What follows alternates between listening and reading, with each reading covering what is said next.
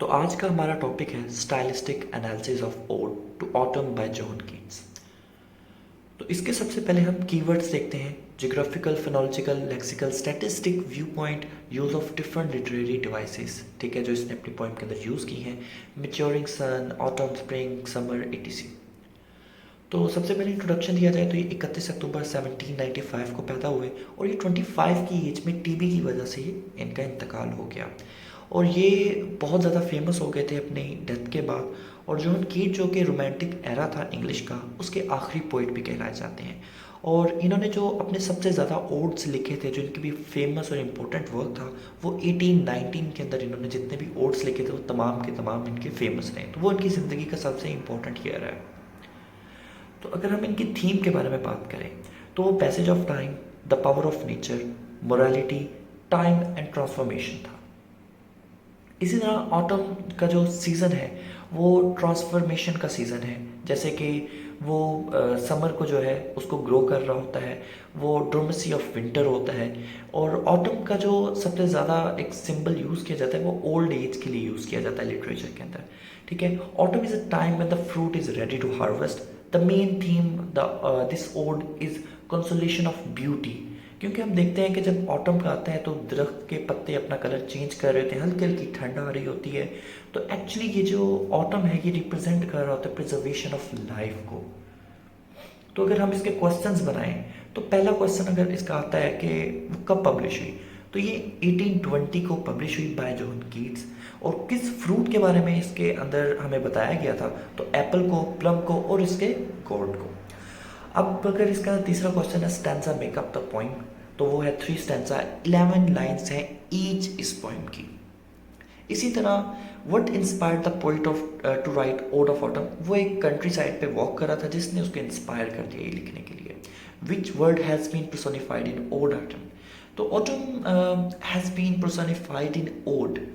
मैं यहाँ पे आपको एक चीज़ बताता जाऊँ कि ओड क्या है। ओड एक ग्रीक जुबान के अंदर अल्फाज है जिसका मतलब होता है सॉन्ग, तो ये वहाँ से लिया गया है। तो which thing Keats analysis in summer, तो grass spike was observe in summer. तो इसी तरह अगर हम ऑब्जेक्टिव की बात करें तो इसके 2 मेन ऑब्जेक्टिव हैं कि इसने इसके अंदर एक खूबसूरती को और करेक्टरिस्टिक ऑफ सीजन्स को बयान किया है। हम इसको जानेंगे कि उसने कौन से थीम इसके अंदर लिखे हैं और उनकी जो बेसिक पर्पस क्या है, मकसद क्या है कीट की राइटिंग का, इसको लिखने का उसका बेसिक मकसद क्या है। तो सबसे पहले अगर बात करें तो हम मेथडोलॉजी की बात करते हैं। तो इसने उसके अंदर मेटाफर्स, स्माइलीज, इमेजरीज, पर्सोनिफिकेशन, ये सब कुछ इसने इसके अंदर यूज़ किया है। इसकी टेक्निक्स होती हैं। तो जितने भी स्टैंजा हैं इसके, ठीक है, उसके अंदर उसने सिर्फ और सिर्फ 11 जो उसकी लाइन्स हैं वो यूज़ की हैं और 3 स्टैंजा थे, ठीक है।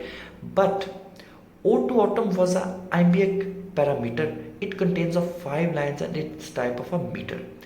तो अगर हम इसकी बात करें ऑटम की, कि autumn is an ode is a lyric poem, ठीक है। और इसकी 3 किस्में होती हैं, ठीक है। यूजुअली जो एड्रेस कर रही होती है, किसी को एड्रेस कर रही है तो किसी से बात कर रहा होता है, किसी को बता रहा होता है। और जैसे कि मैंने पहले बताया कि जो वर्ड ओड है ये ग्रीक वर्ड से आया है, ग्रीक लैंग्वेज से आया है, जिसका मतलब होता है सॉन्ग, ठीक है। Like a song it is clear that ode is made up of different verses. इसी तरह अगर हम लिटरेरी डिवाइसेस करें तो इसके अंदर बहुत सारी लिटरेरी डिवाइसेस इस्तेमाल की गई हैं, जैसे कि इमेजरी। ये इमेजरी क्या होती है?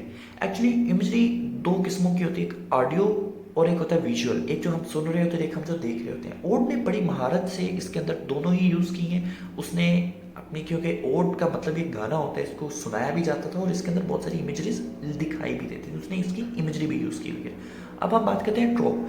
ट्रोप का जो मीनिंग होता है ये एक्चुअल मीनिंग्स थोड़ा डिफरेंट होता है। जैसे हम प्रैग्मेटिक की अगर कोई बात करें, जो उसने वर्ड्स दिए उसके एक्चुअल मीनिंग वो नहीं है जो वो बोल रहे हैं, उसके पीछे एक हिडन मीनिंग्स है। इसी तरह जो मेटाफर यूज़ हुआ है, मेटाफर एक कंपैरिजन होता है 2 ऐसी सेम चीज़ों का जो एक जैसी हो, लेकिन उसके अंदर हम एज और लाइक यूज़ नहीं करते। उस सेंटेंस के अंदर हम उस सेंटेंस के अंदर एज और लाइक यूज़ नहीं करते उस कंपैरिजन में। और जो स्माइली होती है वो 2 ऐसी मुख्तलिफ चीज़ें होती हैं जिसको हम कंपेयर कर रहे होते हैं, लेकिन हम वर्ड यूज़ करते हैं एज और लाइक उस सेंटेंस के अंदर। अब बात करते हैं पर्सोनिफिकेशन, ठीक है। ये ह्यूमन एबिलिटीज़ होती हैं, ठीक है, जो असाइंड की जाती हैं to imitate the object called personification. अब हम देखते हैं कि इसके अंदर हमें फाइंडिंग क्या मिली। एक्चुअली हमें 2 फाइंडिंग्स मिली हैं। एक है लिटरेरी डिवाइसेस की, ठीक है, हमने इसको फाइंड किया कि इसके अंदर बहुत सारी डिफरेंट लिटरेरी डिवाइसेस इसने इस्तेमाल की हैं, और हम देखते हैं कि इसके डिफरेंट लेवल हैं स्टाइलिस्टिक एनालिसिस के। और अगर हम कंक्लूजन पे आते हैं इसके कि हमने अभी तक इस पॉइंट को पढ़ा है और उसके क्या कंक्लूजन पे है, तो ये एक बहुत ही यूनिक और कंसिस्टेंट ऑफ रिच इमेजरी इसने यूज़ की है इसके अंदर, ठीक है। It is a simple poem, it is very interesting according to my point of view because it is short, consist of 3 stanza, 11 lines each.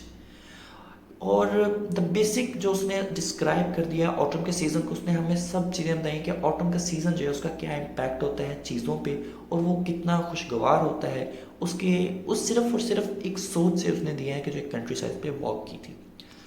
अगर इसके कंक्लूजन को हम सम अप करें तो हमें हमें यही समझ में आता है कि उसने कीट्स ने अपने इस पोइम के अंदर, इस ओड के अंदर, उसने सिर्फ और सिर्फ एक सीज़न ऑटम को लिया और उसके हमें बेशुमार से रंग, वैरायटीज़, उसके करेक्टरिस्टिक्स हमें उसने एक ओड के अंदर हमें बयान करके बता दिए हैं। उम्मीद है कि आपको ये समझ में आया होगा। अगर आप मज़ीद इसके टॉपिक के ऊपर वीडियोस चाहते हैं ओड्स के ही टॉपिक्स पे, तो या आप कीट्स की और पोइम्स की या किसी और डिफरेंट इंग्लिश लिटरेचर से आप चाहते हैं तो मुझे कमेंट्स के अंदर आप बताइए, मैं इंशाल्लाह उसके ऊपर वीडियोस बनाऊंगा।